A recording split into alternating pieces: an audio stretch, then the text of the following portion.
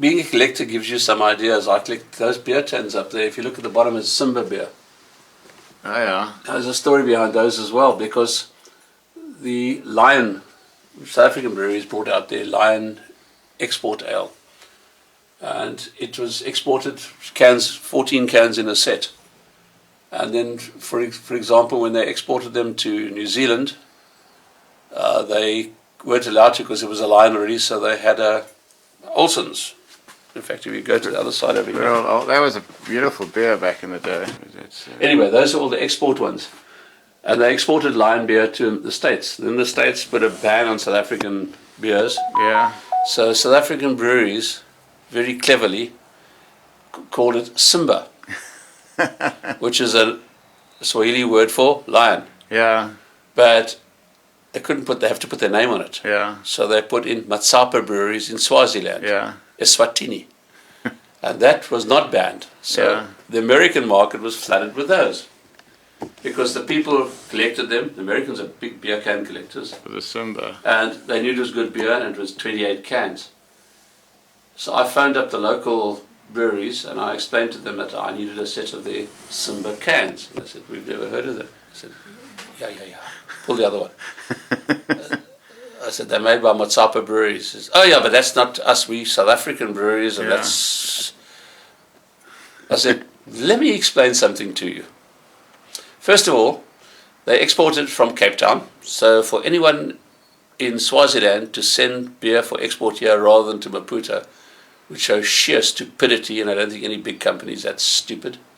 Secondly, the capacity of the brewery there is limited, etc. So they come from here.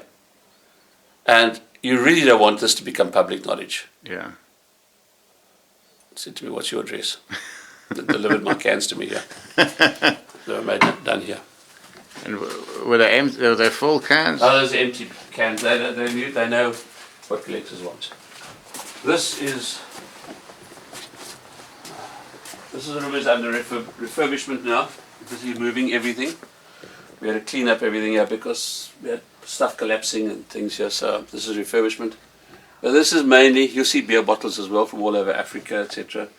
But this is mainly military, telephones, uniforms. Are these your suits or just stuff you've collected? I was only in the Navy. This is stuff I've collected. This is some of this army stuff. This is Army, Navy, Air Force, medics. You see the more on the other side there. Those are all the badges of the Army. That's my daughter, the Air Force one. She's just arrived. It's a car outside making a banging noise. So she was also in the Air Force? She used to be. She's now a volunteer wildfire fighter. Telephones. Just lots and lots of equipment. It's all piled up. Stuff interesting, that's from the siege, the Anglo-Boer War, that's a field telephone. I've got two of them, one from Mafeking and one from Kimberley. So there are a number of collections here. Okay, this is interesting stuff here. That is the ANC flag from Kliptown. It's the only surviving flag from Kliptown, Congress of the People's Conference. That's from the First World War. That is when they took the railhead, the most southern railhead in German Southwest Africa, cut out of a flag similar to this one over here, which is the flag they used. But it was cut out as a souvenir by a chap because that was one of the most important actions of the campaign, because they now no longer had to rely on ox wagons to carry their supplies. They now had a railway line. That must have been a game changer. So it was a game changer. Robben Island prison. This is the ANC flag from Kliptown, as I said. That's a passbook holder, the Dompas, which was the cause of all of it, down to anti-apartheid stuff that dates back to General Smuts, 1947, early 48. Jan Smuts. Jan Smuts, Field Marshal Smuts. I specialise in Smuts collections as well. He went to Sachs, didn't he? What? The Smuts Hall. No. Not? John Smuts never went to sex. Are you sure? Hey? Where did he go then? I'll show you, I've got his school books. Okay. Sex was founded by John Fairbairn, though. He was you a know that? deputy. You don't know who John Fairbairn is? No. John Fairbairn is the man who should be a legend in this country, along with Nelson Mandela and General Smuts. John Fairbairn came out to South Africa in 1823 Yeah. to join Thomas Pringle, Yeah. who had opened a boys' school. They then opened the Commercial Advertiser, the first commercial newspaper in South Africa, when they started revealing that Lord Somerset was a corrupt bastard. Sorry. He banned them. So he went across to England, Fairbairn, and came back with press freedom in South Africa. On top of that, when they closed his school because they didn't like him for causing trouble, he started working together with others, and they came up with South African College School, SACS, Yeah. which became the University of Cape Town plus a school. Yeah. And the curriculum they developed there is the one based on which our current one is based. He then got us the democracy in South Africa. Up until then, the governor appointed a legislature. The first election, I think it was 16 seats, he got elected. He was chairman of the Anti-Convict League. And he's also, more importantly, the founder of Old Mutual, and his first chairman. But even more importantly, if you know your history of South Africa, one of the first things the National Party did in 1948 was take away the coloured vote in the Cape. Now, the coloured vote was something which he organised, because he also worked with the British government, because only whites had the vote at that stage. And he said that anybody who had property worth £25, proposed it, or assets of 50, would get the vote. It was approved, and even when we became the Union of South Africa, that was written into the rules. That's why the Cape was the only one that had that vote. John Fairbairn was an amazing man. Amazing. Sure. Okay. Diving equipment, that's for communicating underwater. That's a 1923 Sieb Gorman communication system. Divers' torches. This is from a World War II frigate.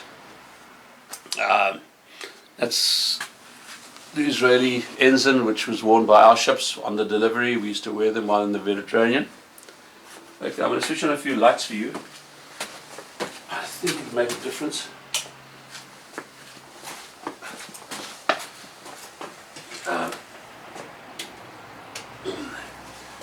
In here you'll find various things. That's a model of the ships, the strike craft we fought. These are hat boxes, various types of hat boxes over the years. That's Chinese, 1700s. These are old Cape Town Stutterfords and Fletcher and Cartwrights. Stetson hat boxes.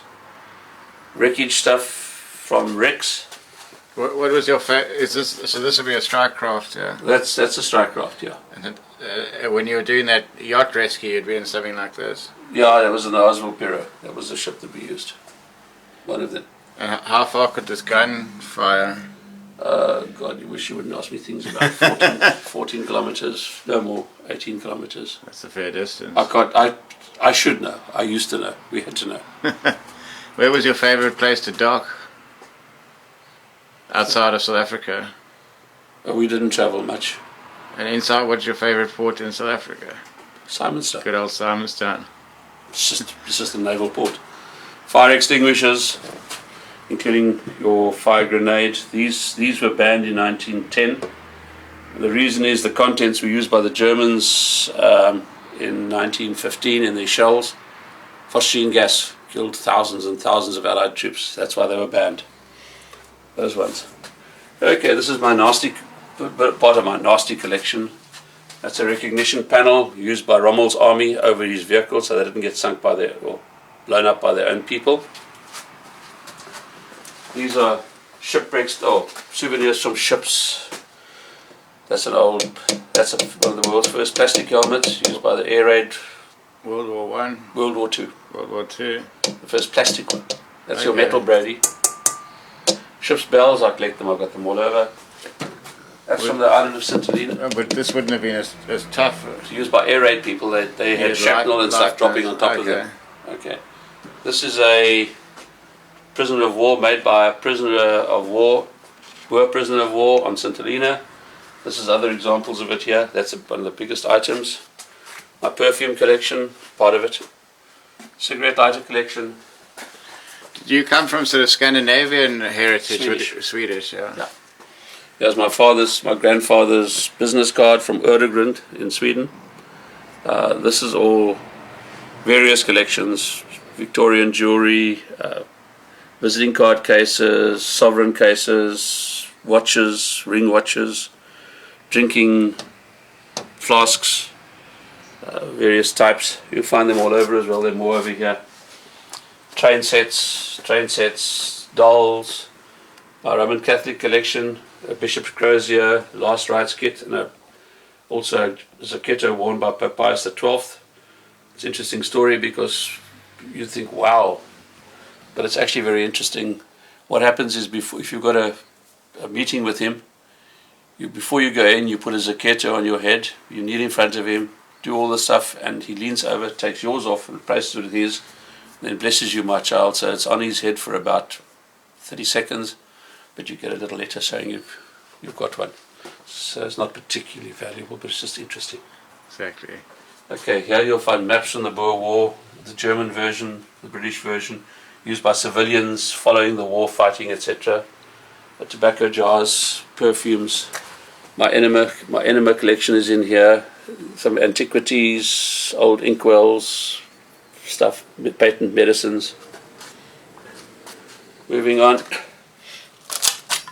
This is all aviation history, including some fascinating stuff. First air race, I've got all the letters from the first air race to South Africa, but this is interesting because this is 1936. It shows you the South African Airways badge, the first badge. And in it shows you the various aircraft used. And the Airways was only formed in about 1937. But what is of particular interest, and I find fascinating, the Aero Club thing there, but is a South African Airways ticket from 1938. That's almost the year of its foundation. A year or two later. But what is most interesting is if you read who it's issued to, Colonel Denys Rates. Oh, yeah. The author of On Commando, Checking On and No Outspan. Also the High Commissioner in London and the Minister of Water Affairs at the time when he didn't use that ticket. Okay, moving on. You'll find stereoscopes over the years up until 1936. My nasty one, that's from the German Olympics in 1936. Stereoscope which fits in the little book. Okay. In here, where we have Stone Age tools, petrified cheese. These are all deactivated weapons. All the weapons you see here are deactivated. And some of them are quite interesting. The very first Winchester, 1866. You'll find some rather nasty stabbing spears and things in here. Probably Chris's, the famous curved knives, or the wiggly knife. There's one up there, you can see the example. The pirates from Indonesia. No, they're from Indonesia. But here is, I find these the most fascinating things over here. That's an Abyssinian throat knife. That's a pretty nasty thing because they hide it in their hand and they just slice your throat with it. And that comes from, I think it's from Belsen, Bergen-Belsen. It's got the name of the owner on it, carved in it. It's a cat of nine tails. But I think it was used on blankets. Okay, moving on. Flat irons, periscopes, binoculars. Those are shells from the World War, or the one is a 7-pounder mountain gun, rifle muzzle-loading mountain gun on the right. That was used at Isandlwana, one of the weapons used there. Okay, then lamps, Miller's falling lamp from 1880s. All the various flags, those are flags of the Defence Force. The flag directly above you is one of South Africa's first flags, in 1910 to 1928. That particular one you've got there is the Merchant Navy flag, South African Merchant Navy flag. Then on the far end, you'll find christening robes, Victorian, Edwardian, more modern ones are elsewhere. In here, fighting knives, various types of weapons over the years. mainly military. These are military, and your flare pistols and things. Then my gazunder collection. These are all gazunders. Goes under the bed or goes under the bum over here. From the urinals for ladies to urinals for men to the various bedpans. Sure, you got some interesting, interesting collections, yeah. And these muskets. No, that's a I can't think. It's a Russian rifle. This is a World War II weapon as well. The prototype is in there. World War II. It was used by the Zulu guards, etc. Okay. And no one was going to take on a Zulu guard with a Yeah. spear like that. And it's the exact length of a rifle and bayonet, so they could go on parade with them as well. Sure. Okay, moving on. Tea cozies, believe it or not. This here is very interesting. This is from the Union line. Now, in 1899, we slid a Union line. This dates from the 1880s. They became Union Castle in 1900. And this is a first-class cabins night box because you didn't have ensuite. Yeah. So first-class passengers didn't have the indignity of wandering down the alleyways. So they had this, which was brought in and taken out. That must be quite handy in its day. Yes, it was modern. This is part of my dental stuff here. I've actually got the chair down below. It's just too big, and if I put it in here, I've got to find place for these. Over there, some gramophones. Most of the gramophones were in the first room. 2 gramophones and 2 phonographs. Phonographs came before gramophones, so those date back to that. Moving on, and here I'm going to switch on a light. But over here is my new ball and chain. Down below there. It's rather interesting. Young kids look at that and they say, but I just pick it up and run with it. And I say, pick it up. It weighs, sorry, I'm going to come back that way now. I just want to switch on the light for you. It weighs 30 kilograms. Here you'll find various truncheons, handcuffs, bracelets we call them, and sugar shakers for some reason, locks, keys, medical equipment, ceremonial drinking skull, Chinese horse, various type of collections, magazines, some interesting, a lot of First World War magazines, war cartoons, fragments in France, that's Bain's father, the Meccano magazine, the Escom magazine from the 1930s, some from the 1800s. Then moving down here, my Teton, my Maserati Teton collection, my slide rule collection, various collections in here, cigarettes, shaving mugs, shaving equipment, Brule creams, all the various things of the past. Bicycle stuff, including an old bicycle lamp, wooden bicycle lamp. It's got the battery lamp. This is a lamp from the Second World War, used by air raid warning on their bicycles, by the air raid police on their bicycles. You'll see it's shaded so aircraft can't see the light. Okay. Moustache cups, shaving mugs, moustache curling tongue warmers, and moustache curling tongs and very early razors. Here, all the sort of paraphernalia from staplers to inkwells to inks to this, believe it or not, is a guillotine to guillotines. Moving on over here, motorcar headlamps, bicycle headlamps, miners headlamps, spotlights, miners lamps, coach lights, horns, a few over here. Typewriter ribbons, people don't see them very often. In here, my opium pipes, youth organizations, amputation kit, spare leg, torches, cooling bottles over the years, including the cod bottles, torpedo bottles, milk bottles, the various types of milk bottles. Where do you collect all this stuff from? Eh? Is this from around the world? But mainly South Africa, I suppose. My Hardy Boys collection, all the Hardy Boys books. My Victorian underwear, my hanger collection. You'll find dozens of collections here. That's a 1910 electric kettle. These are all the plugs in South Africa. Sure. Over here, patent medicines. You got more in here than the museum down Ether the road. masks. Yeah, it's the biggest. I think it's the biggest private museum in Cape Town. That's it. My elastoplast collection. You'll find all sorts of. At the back, you'll find some opium and things like that. Old slides. Where do you find Cameras. the opium? They used to sell it. It's opium bottles of the opium. Oh, you could just buy it. No. Yeah, this is a bottle over here which contained opium. They're for babies. Kept them very quiet. They must have slept like babies. Very so to old. speak. Buy ice cream scoops and things like that there. Sandwich tins. These are cameras. These are old slides. These are gas masks, including the boxes. A horse gas mask holder for 2 horse gas masks, baby gas masks. My chocolate collection, part of my camera collection. There are more cameras across there, cameras all over. Up there, tins, flasks, thermos flasks, etc. More medical stuff. Over here, my Smuts collection. These are all antiquarian books. Some of them are rather rare. That's from the library of the Duke of Bedford. It's the first edition, Idylls of the King. Sweetheart copy. Okay, moving down. If you go down that side now.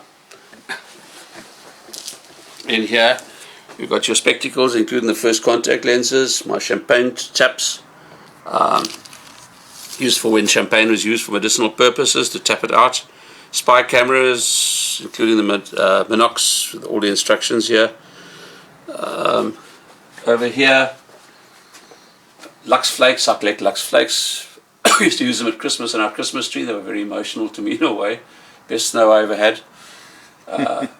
Various types of things like that. Samples, McVitie's, old biscuits. These are the very first cigarette cards. I've got cigarette cards all over. It's the old ones.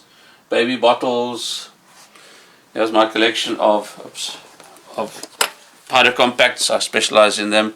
Hat pins, hand warmers. This is a very old filing cabinet. It's a genuine filing cabinet. Oh, there we go. From the 1880s. Flags. This is from the Republic of Natalia. Very, very rare. Extremely rare. These signed by Ian Smith and Abel Muzarewa. The 2 flags from that place. Typewriters. I've got a typewriter room over there, which is over there. That's a non-filming Yeah. room.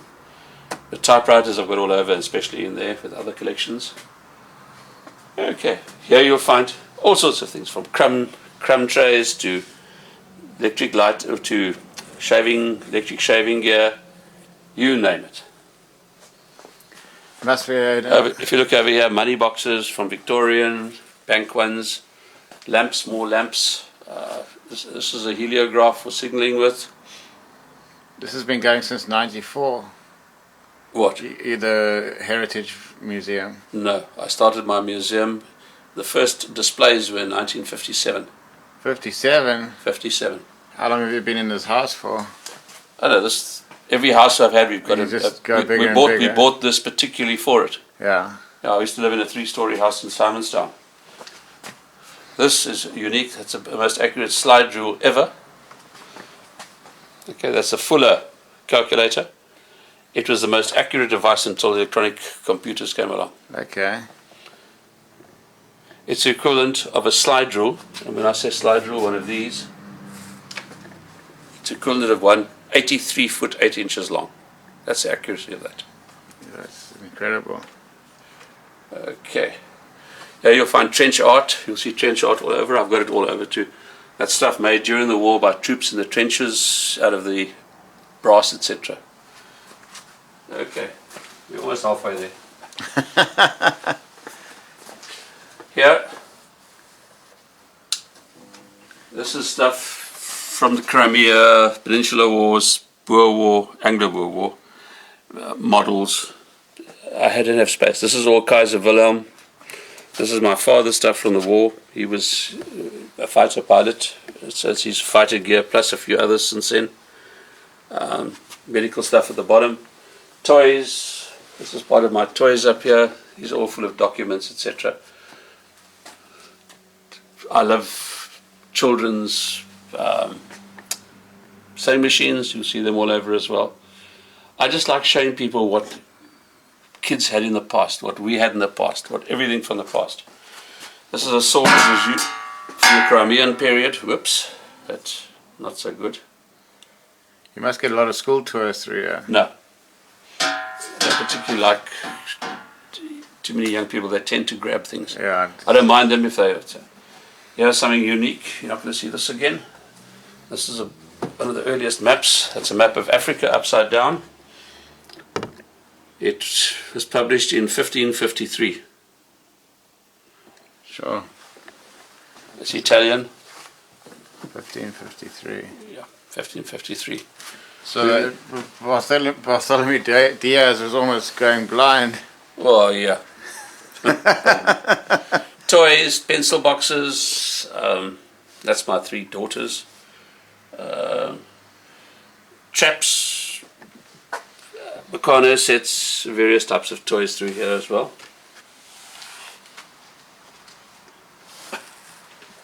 Okay, these are, oops, this is for beer. Oh yeah. The first plastic one. They used to have calabashes, Yeah. and they made steel ones, but they were used in fighting. So this one shows you, in fact it does show you, an old beer hall. So you'd have one each. Yeah, each guy would have one. You can see these guys are actually drinking. And would it be draft beer, I presume? No, it's Bottled Bantu beer. Bantu Bantu beer. It's their own beer. If you go back in history, South Africa was saying that's the only alcohol they were allowed. Just limitations were strict and nasty. This is all postal gear. I like showing this to people because they can't believe that you could post photographs, medals, and to give you an example, this here tells you that you've been selected to play for the rugby team on Saturday. And that's how good the post office was. They posted it to you and you got it in time. So that's one thing that's not working quite like it used to. Exactly. Okay. Then down here, I've got maps all over. That one shows you all the districts of Cape Town, not just District 6. So from that one you can actually see where the 1, 2, 3, 4, 5 were as well. Is your wife into history? Not really. She's into me being happy. Keeping you happy? Samplers. I love samplers. Some of them date back from the 1700s. But funny enough, the one I like the most is my one from 1880 because it's a Simonstown sampler. Okay, coming along here, here's a bit of history. J.C. Smuts, Victoria College. That's where he went. He wrote his matric and his university was at Victoria College in Stellenbosch. Sure. That's one of his school books. I wonder who the Smuts Hall in Saxe is named after then. After him. Yeah, after him. He was the Prime Minister of South Africa. Not because he went there. He was South Africa's most famous statesman. Okay. Okay, here, this is stuff from the Anglo-Boer War. Some of it is very fascinating. That chap he was a captain in the intelligence corps. He was killed in the rebellion by Jeppe Verrie's forces. That's his funeral over there. That picture over there. He had the biggest military funeral in South Africa before Smuts. As a result of his obituary was written by Solomon T. Plaatjes. Yeah. Another one of South Africa's great. That's a letter from him during the siege of Ladysmith, talking about how bad the conditions were. And as a result of his death, Jeppe Verrie was executed. Now, Jeppe Verrie was executed because he'd still had a commission in the Defence Force, he hadn't resigned it. He was there to ask him to resign it because they were friends. But his troops shot him dead. Sure. As a result, the black population rose up and said, or were about to rise up and said to the wife at the funeral, give us a word, we will rise up against those who've killed Nkosi Kenna, because he was the native sub-commissioner for the Transvaal. And he was known to, Solomon Plaatjes wrote about how fair he was, what a great leader he was. In fact, they actually paid for his tombstone. And Solomon Plyke is present. There's his thing. There's his gravestone, and it's, as you read, if you read it, what it says there, erected by his wife, the Pretoria, Rustenburg, and Waterberg chiefs, and the Transvaal Native Council. And his name was Nkosi Nkena. Why do I know so much? It's my wife's grandfather. So this is all smart stuff here. There's his prize for being the top student in Nederlands. That's Icy Smuts, his wife's, one of her books. She used to go to Bloemhof, but he convinced her to go to Victoria. Bloemhof was the ladies' college, I think. But here's his last place setting. These are all the magazines on him. His letter invitation by King Farouk. So there's a lot of smut stuff here. This is Omar Smuts' famous coffee cookie recipe, signed by her. Okay, this, I'm not going to go into these things here now. That book, La France Nouvelle, Powers a Message. That book was written by Marshal Pétain. That particular copy, there's the card, was presented by him to the King of Saudi Arabia. Marshal Pétain was sentenced to death after the war. Okay, here's my personal area of pride. Battle of Delville Wood. This is the death plaque and the medals of a 17-year-old whose body was never found, was killed on the 18th of December. His name was Charles David Söderlund, my family. He was 17 years old. This is stuff from one of the early poppies, and that is a map that went through the Battle of Delville Wood. It was in one of the offices. Okay, moving on, I collect Afrikaans literature, Afrikaanse letterkunde. If you look over there, you'll see some of our earliest magazines. Afrikaans is a pretty young language. It's only in the 1900s. Before that, it was Nederlands, Dutch. Then you'll find the Taalgenote. This here is quite an interesting book because it was Langenhoven's last book. But he died while writing it, so it was never published other than this version by Sarah Goldblatt. Okay, I collect telegrams. There's telegrams from the Cape Colony, etc. And the reason I collect them was ask a kid today what is Telegram. He'll tell you it's an app on the phone. Okay. These are old calendars from the 1800s. This is Kimberley history. There's a election badge button for Cecil John Rhodes, 1896. And he had an affinity with his coastline as well. Yep, he lived up the road here. Okay, so this now is my little collection of John Fairbairn stuff, including flask, letter to John Fairbairn, addressed to Mr. J. Fairbairn, Cape of Good Hope. Written the same year that he came here, the same month that he came here, from a student in Edinburgh. And believe it or not, he got that letter. There's no stamp because they hadn't invented stamps yet, but he still got it. No zip code, no postcode, just Cape of Good Hope. Just worked. There's a good reason. He has a story of his achievements. But the reason he got it is quite easy, because ships only came in once in a while. And if they were carrying mails, they fired a gun. But anyway, if a sail was sighted, people rushed down there to get news. Because don't forget, you had no other way. In 1823, there was no way of communicating. So they would go down. Their mail would be issued to them, or to go to the post restant where they could collect the data. So, okay, here you'll find various collections. Too much to describe, I'm afraid. But militaria,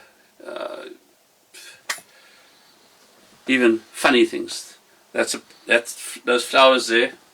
This little what's name was laid by Princess Anne on the grave of her father's nanny, who was his de facto mother, because his mother was mentally limited. So that was laid on a grave here in Simonstown. Newspapers, including our Nazi newspaper from the 1930s, quite fascinating.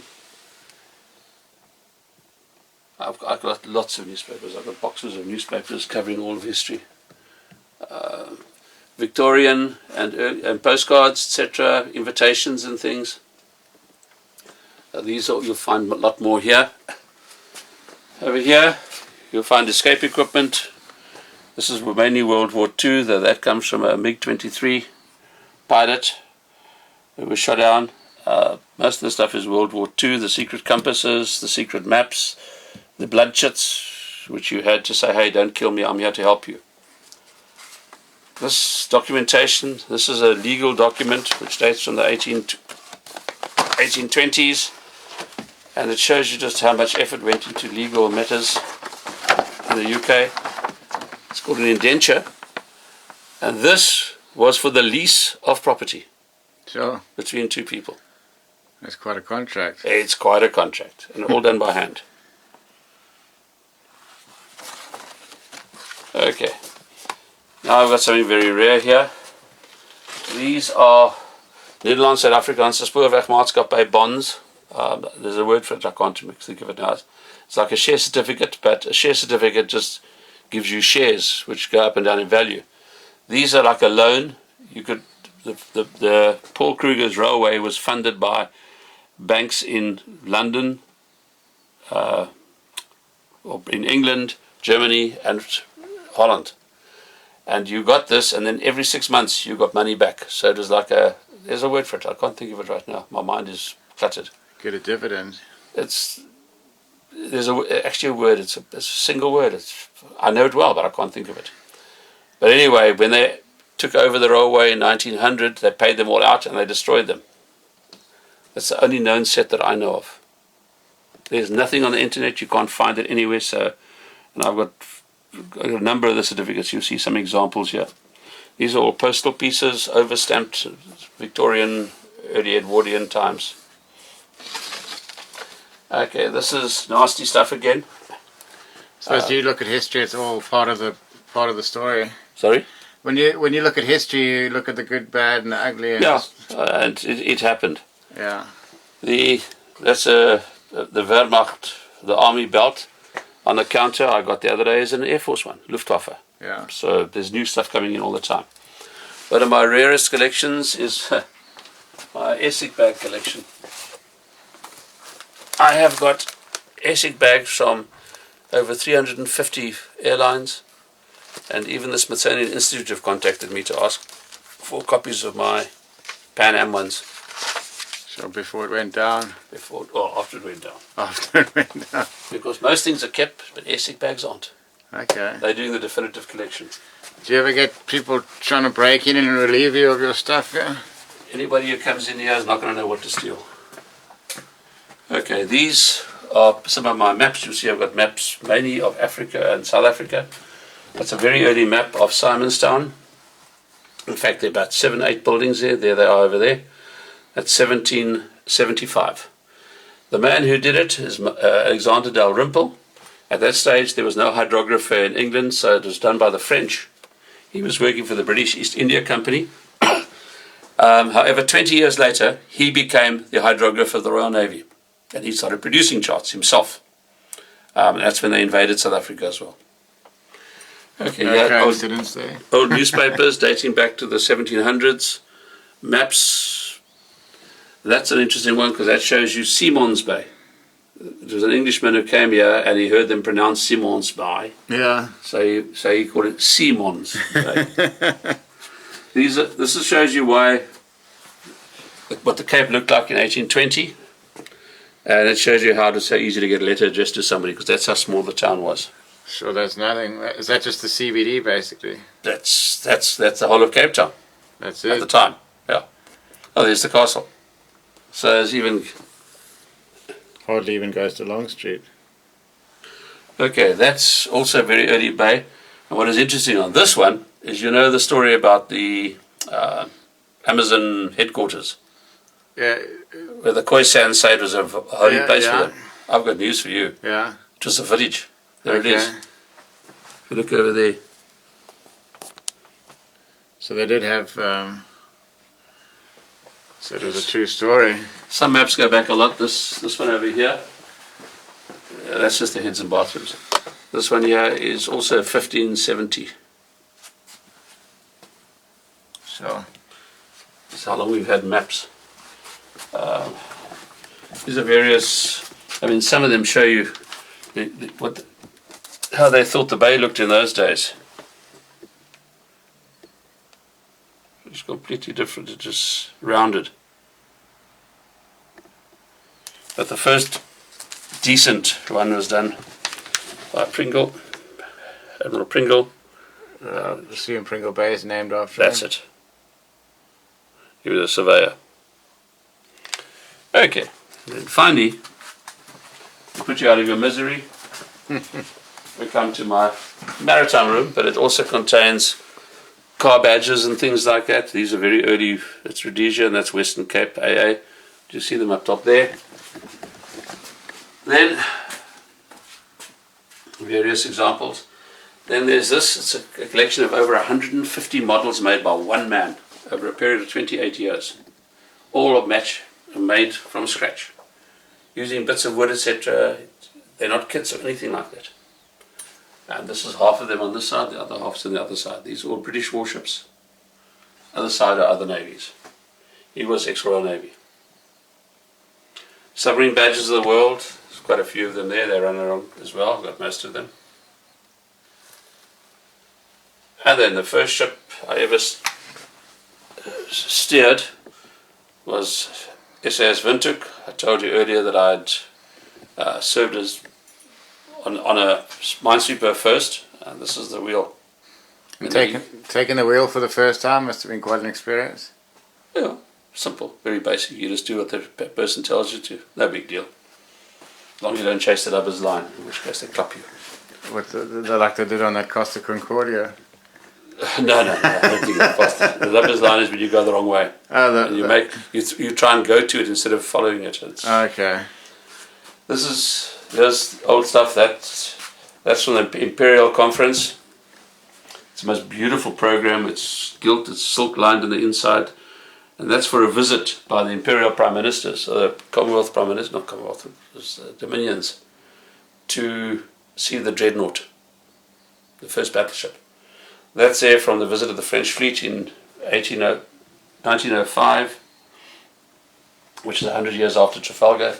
That's a complete history story of the Battle of Trafalgar before the British even knew about it. Gibraltar Herald. And of course, our famous South African Just Nuisance, the original books on Just Nuisance. This is Bosun's Calls, old gunnery handbooks. Here are models, my rum collection. This comes from the ship that did the D-Day landing. The ship that did the D-Day landing was HMS Pelorus. It was a minesweeper, and she led the entire fleet because she went into mined waters and to clear them for the others. And her flotilla, the 7th minesweeping flotilla, were behind her. And it's historically covered.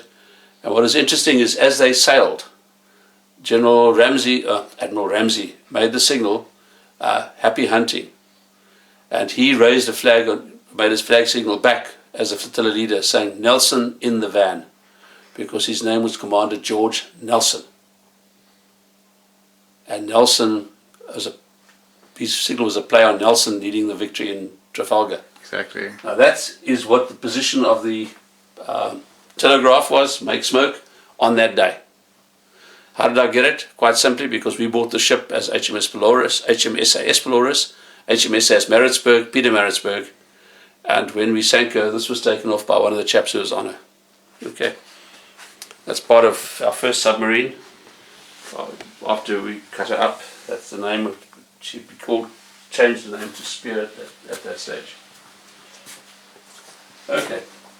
Here's my last ship, my strike craft. You saw the model, HMS or SAS Oswald Piro, sorry.